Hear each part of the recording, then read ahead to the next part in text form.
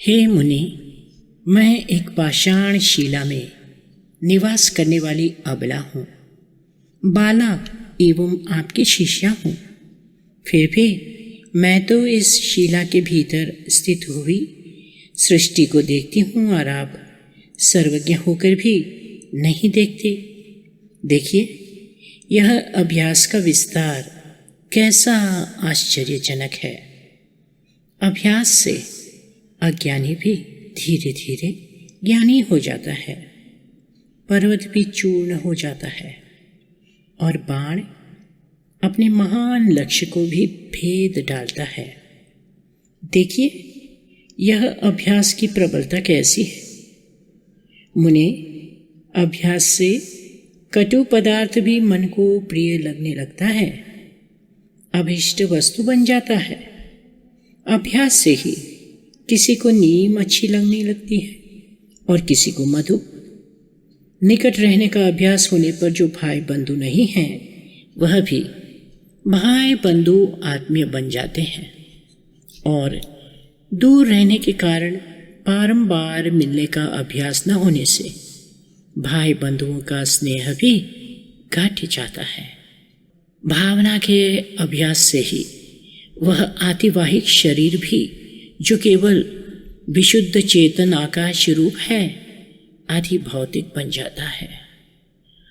आतिवाहिक शरीर क्या होता है?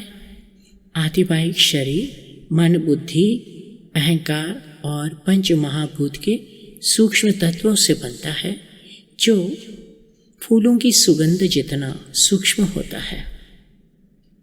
फिर कहती हैं विद्याधरी, यह आधिभौतिक शरीर भी धारणा के अभ्यास की भावना से पक्षियों के समान आकाश में उड़ने की सिद्धि प्राप्त कर लेता है। देखिए, अभ्यास की कैसी महिमा है। निरंतर अभ्यास करने से दुस्साध्य पदार्थ भी सिद्ध सुलभ हो जाता है, शत्रु भी मित्र बन जाता है और विष भी अमृत हो जाता है। जिसने इष्ट वस्तु के लिए अभ्यास छोड़ दिया है, वह मनुष्य में अधम है।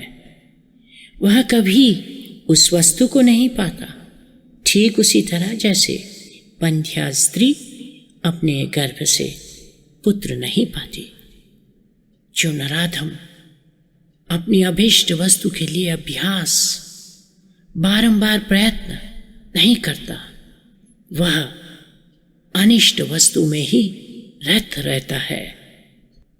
इसलिए वह अनिष्टों को ही प्राप्त होता है और एक नरक से दूसरे नरक में गिरता रहता है,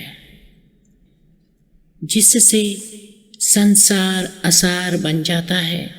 ऐसे विवेक का सेवन करने वाले जो श्रेष्ठ पुरुष आत्मविचार नामक अभ्यास को नहीं छोड़ते, वे निश्चय ही इस बढ़ी चढ़ी विस्तृत माया नदी को पार कर जाते हैं। इस वस्तु के लिए किया गया चिरकालिक अभ्यास रूपी सूर्य प्रजाजनों के समक्ष ऐसा प्रकाश फैलाता है, जिससे वे देह रूपी भूतल पर रहकर जन्म मरण आदि सहस्रों अनर्थों को पैदा करने वाली इंद्रिय रूपिणी रात्रि को नहीं देखते। बार बार किए जाने वाले प्रयत्नों को अभ्यास कहते हैं। उसी का नाम पुरुषार्थ है। उसके बिना यहाँ कोई गति नहीं है। अपने विवेक से उत्पन्न हुए दृढ़ अभ्यास नामक अपने कर्मों को यत्न कहते हैं। उसी से यहाँ सिद्धि प्राप्त होती है और किसी उपायों से नहीं।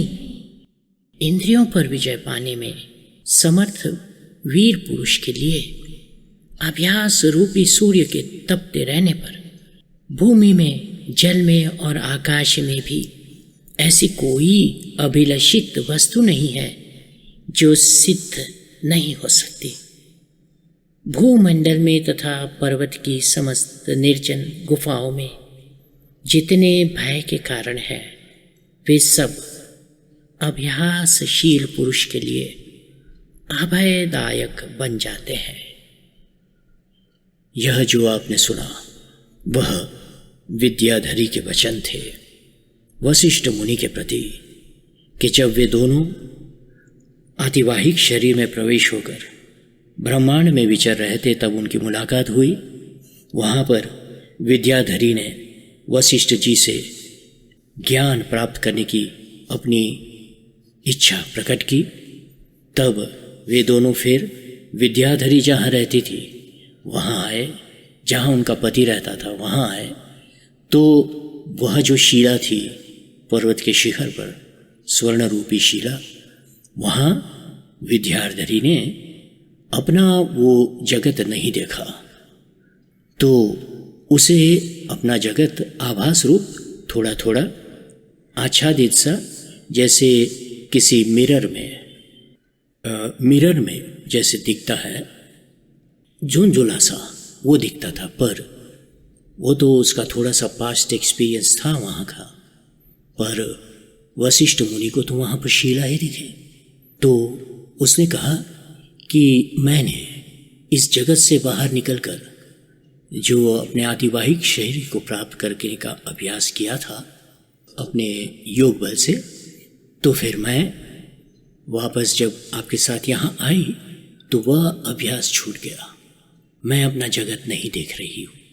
तो फिर वे दोनों फिर ध्यान मुद्रा में समाधि लगाए और फिर आकाश रूप चिन्मय बने और फिर उस शिला में प्रवेश करे। तब उनको वहाँ विद्याधरी का जगत प्राप्त हुआ। विद्याधरी कोई और नहीं, ब्रह्मा जी जो उसके पति है, जिन्होंने उसको निर्मित किया था अपने मन से। उस मन की निर्मित यानी कि मन के संकल्प द्वारा क्रिएट की गई जो अपनी पत्नी वासना थी, उसे उन्होंने निर्मित किया। उसी से, उस वासना के कारण ब्रह्मा जी ने जगत का निर्माण किया।